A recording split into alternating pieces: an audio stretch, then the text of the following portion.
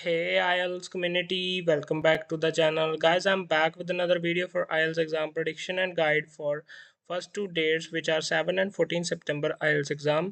So guys, ये first to dates हैं सितंबर month की। तो जैसा कि आपको पता ही है, अभी सितंबर मंथ में न्यू PDF IELTS स्पीकिंग का आता है, जिसमें कुछ cue cards around 10 to 20 change हो जाते हैं। तो बहुत सारे स्टूडेंट्स हैं जो डायलेमा में रहते हैं भी क्या हमें इस मंथ में एग्ज़ाम देना चाहिए कि नहीं चाहिए। तो आज की इस वाली वीडियो में आपके मैं ये सारे डाउट्स क्लियर करने वाला हूँ। तो हम लोग स्टार्ट करते हैं स्पीकिंग मॉड्यूल के साथ ही। तो जिन लोगों ने अभी बुक करवा लिया है या फिर वो करवाने वाले हैं फर्स्ट टू डेट्स में से, तो उनको मेरी एक रिक्वेस्ट ही होगी भी वो लोग अपडेटेड रहें रिसेंटली आस्क्ड क्यू कार्ड के साथ, क्योंकि ये बहुत हेल्प कर जाते हैं। कई बार जो ट्रेंडिंग क्यू कार्ड्स होते हैं तो हम लोग भी अगर उनको प्रिपेयर कर रखे होते हैं तो ईजी हो जाता है बोलने के लिए। एंड इसके साथ साथ जो न्यू क्यू कार्ड्स होते हैं जैसे वो पूछने चालू हो जाते हैं पहले से ही, तो अगर हम लोग पहले से ही उसके साथ अपडेटेड रहें तो हमें ईजी रहता है। तो ये दो चीज़ें अपने ध्यान से कर लेनी है पहले ही। एंड एक और रिकमेंडेशन उन स्टूडेंट्स के लिए जो बहुत स्ट्रगल करते हैं, जिनसे खुद से क्यू कार्ड बनता ही नहीं है किसी हेल्प के बगैर, या फिर अगर उनको कुछ नया क्यू कार्ड आ जाए तो वो बहुत स्ट्रगल में आ जाते हैं, उनके स्कोर्स डाउन चले जाते हैं। तो वो स्टूडेंट्स को मैं हम्बल रिक्वेस्ट ही करूँगा भी आप लोग अवॉइड करें। पर इससे ज़्यादा इन्फॉर्मेशन आप अपने जो टीचर हैं या जिनसे भी आप एग्ज़ाम प्रेपरेशन कर रहे हैं या खुद से कर रहे हैं या किसी और फ्रेंड वगैरह से आप एडवाइस ज़रूर लें भी क्या मुझे ये देना चाहिए कि नहीं। तो ये फर्स्ट टू डेट्स के लिए रिकमेंडेशन है उन स्टूडेंट्स के लिए। अगर हम लोग रीडिंग मॉड्यूल के ऊपर जाएं तो फर्स्ट टू डेट्स को अगर हम पास्ट की कुछ मंथ से कंपेयर करें तो जो पहली दो डेट्स हैं कई बार इजी ही रहती हैं मेजॉरिटी ऑफ द केसेस में। तो ओवरऑल ये फर्स्ट टू डेट्स रिकमेंडेबल हैं, आप लोग इस पे अपीयर हो सकते हैं एंड इजी रहने के चांसेस भी हैं। बट कुछ ऐसे सेक्शंस होंगे जो आपकी प्रेपरेशन को चेक कर सकते हैं और वो आपको स्ट्रगल में भी डाल सकते हैं। तो ये चीज़ भी आपने ध्यान में रखनी है। तो प्रेपरेशन के टाइम थोड़ा एक्स्ट्रा एफर्ट डालने हैं। सो एक्सपेक्टेड क्वेश्चन टाइप्स जो हैं ट्रू फॉल्स नॉट गिवन है, ये ऑलमोस्ट हर एग्जाम में ही आते हैं। यस नो नॉट गिवन भी इसके साथ ही हैं। Blanks, MCQ, which paragraph contains information, writers opinion and list of headings are some of the common question types जो आपके आने के एग्जाम में चांसेस हैं। सो कुछ इंपॉर्टेंट थिंग्स हैं जो आपको दिमाग में रखने की ज़रूरत है एग्ज़ाम से पहले। तो आपके पास अराउंड बहुत सारे दिन पड़े हैं अभी भी। तो I would recommend that you should use Cambridge books 15, 16, 17, 18 and 19।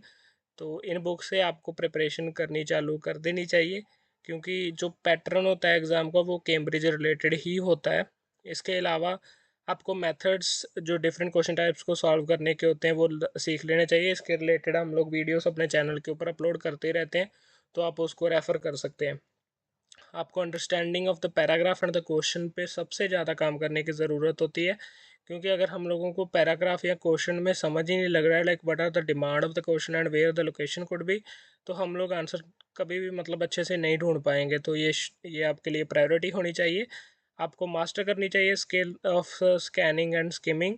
So basically जिसमें हम लोग जस्ट गो थ्रू करते हैं और जहाँ पे हमें इम्पॉर्टेंट होता है वहाँ पे हम लोग लोकेट करके रीड करते हैं। वो टेक्निक को हम लोग ये कहते हैं। उसके बाद आपको फोकस करना चाहिए कीवर्ड्स के ऊपर। Moving on to the listening module guys, listening module one of the most scoring module होता है जिसमें हम लोग अच्छे बैंड स्कोर ला सकते हैं। तो इस मॉड्यूल को आपको कोशिश करनी चाहिए 9 आउट ऑफ 9 बैंड के अचीव करने की।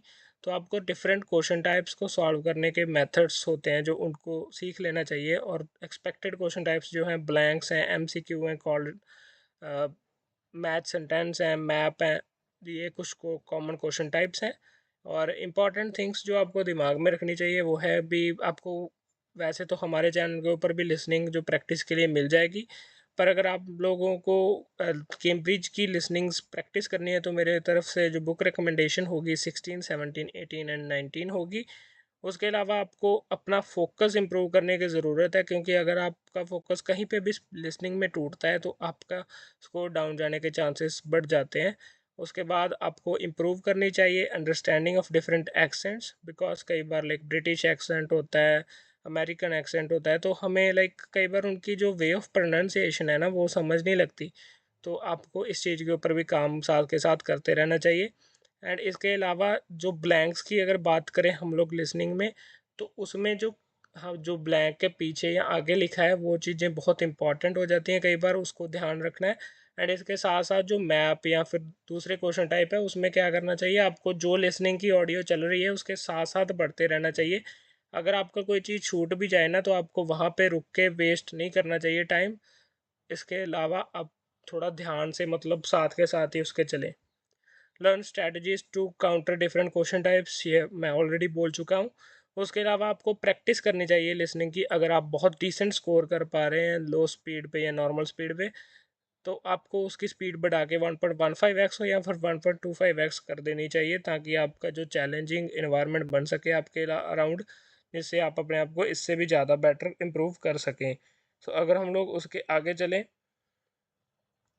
राइटिंग मॉड्यूल के ऊपर, तो टास्क 1 में एक्सपेक्टेड क्वेश्चन टाइप्स हैं, जो चार्ट है, process chart, map, pie and table chart के हाई चांसेस हैं। इसके अलावा टास्क 2 के केस में discuss both views, advantage out disadvantage and agree और डिसएग्री क्वेश्चन टाइप के आने के भी बहुत ज़्यादा चांसेस हैं। कुछ इंपॉर्टेंट चीज़ें जो आपको बहुत ध्यान में रखने की ज़रूरत है वो है practice writing according to writing band descriptor. Guess ये स्पीकिंग के लिए भी चीज़ वैलिड है। आपको ये बैंड डिस्क्रिप्टर ऑनलाइन मिल जाएगा, आराम से आप सर्च करके ले सकते हैं। तो इस बैंड डिस्क्रिप्टर में आपको कुछ रिक्वायरमेंट्स मिलती हैं, डिफरेंट जो कैटेगरीज होती हैं, 4 पैरामीटर्स होते हैं उनके अकॉर्डिंग। तो क्योंकि अगर आप 6 या 7 बैंड अचीव करना चाहते हैं तो उसके अकॉर्डिंग यहाँ पे लिखा होता है भी what you need in your writing to be able to score 6 और 6.5 और 7। तो आपको इन चीज़ों के ऊपर पर्सनली ध्यान देना चाहिए, और जो भी आपकी उसमें से ख़राब होती हैं उनके ऊपर इम्प्रूवमेंट की ज़रूरत होती है। प्रैक्टिस करनी चाहिए आपको topic related to different categories of topic. इसके लिए आपको वीडियोस वगैरह हमारे चैनल के ऊपर बहुत सारी मिल जाएंगी। तो आपको हर एक कैटेगरी के अकॉर्डिंग 2 या 2 से ज़्यादा क्वेश्चंस मिल जाएंगे, आप प्रिपेयर कर सकते हैं उनको।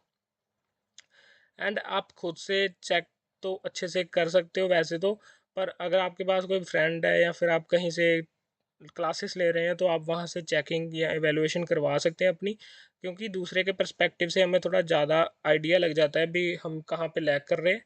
और जो भी आपकी प्रॉब्लम होती है उनमें से मतलब आप वो डिफरेंट कैटेगरीज में ही लाई करेंगी, तो इनको भी आप इम्प्रूव कर सकते हो। तो that is all for this video. जो फाइनल प्रडिक्शन विद कौन सा क्वेश्चन टाइप कौन से में आ सकता है, वो वाली वीडियो 1 वीक बिफोर एग्ज़ाम आ जाएगी। आप उसके लिए स्टे ट्यून्ड रहें, और thanks for watching this video. Join our Telegram group for guidance regarding IELTS.